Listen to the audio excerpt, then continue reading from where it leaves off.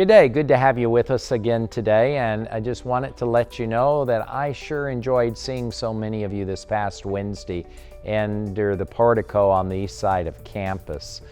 Even though I was just kind of seeing your eyes over your mask, it was good to see a real person there. And it's good for us to remind ourselves of that we are still very connected.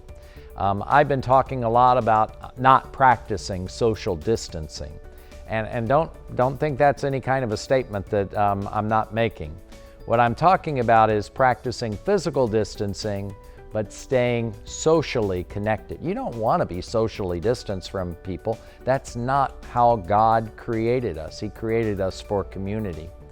But in this time of this crisis, we really do need to practice social distancing. But I really encourage you, especially here in our church community, to remain connected through phone calls to fellow members, to people who need you to just reach out. We all need one another more than you could ever imagine. With that being said, I do want to remind you that this coming Sunday we will be celebrating communion online. It is Sunday, July 26th at 6 p.m. If you would like to be trained and get set up for that, go to redeemer.net/communion and you will be able to do that. This past weekend, I preached on Psalm 91, and I want to just share those words with you today. It looks like here in our community, I call it a plague or a pestilence. That's what it's called here in the Bible. But our numbers continue to rise here in the city of Austin. The struggles are continuing, and I think this is a word very appropriate for us today. Whoever dwells in the shelter of the Most High will rest in the shadow of the Almighty. I will say of the Lord, He is my refuge and my fortress, my God, in whom I trust. Surely He will save you from the fowler's snare and from the deadly pestilence. He will cover you with His feathers, and under His wings you will find refuge. His faithfulness will be your shield and rampart. And you will not fear the terror of the night, nor the arrow that flies by the day. You will not fear the pestilence that stalks in the darkness, nor the plague that destroys at midday.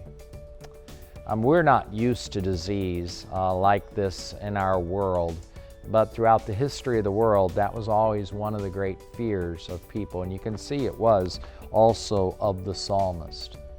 But they put his trust in the Lord, and it's a beautiful picture of God being this mother bird who is just covering her small birds with her wings and protecting and caring for them. I just want to reassure you, God's still in charge, and He's taking care of all of us as we put our trust in Him. A couple things that I want to update you on. School is really kind of in one of those flux situations. Here at Redeemer, we are working hard with the community to open school, to do that in August as we were planning. But the first few weeks up until Labor Day, we're going to be following the authorities' advice, and we're going to be doing that online. I really encourage you, do keep Amber Schrader and Carol Mueller, our administrators of our school, in your prayers. Things really are changing on a daily and a weekly basis. Parents, they want to know what's going on, and just when you make a plan, it seems like that changes. But they are so competent, they're doing so well with us. But I just really encourage you, especially with the opening of school, to keep that in your prayers. Also, we're glad to hear last Friday they began reconstruction in the commons from the sprinkler head that flooded so much of our building. And so sheetrock has gone up and the painters are coming, and hopefully we'll be, in just a week or two, be all settled up and the commons will be back to the way that it was beforehand, with even a new coat of paint. I do want to close out with Psalm 91, and this is how it does, beginning at verse 14. Because He loves me, says the Lord, I will rescue Him. I will protect him, for he acknowledges my name. He will call on me, and I will answer him. I will be with him in trouble. I will deliver him and honor him. And with long life I will satisfy him, and I will show him my salvation. You and I have been shown the salvation of our God in his Son, Jesus Christ. And in him we have our strength, in him we place our hope. And no matter what happens in this world, we know that we are in the Lord's hands as we trust in him.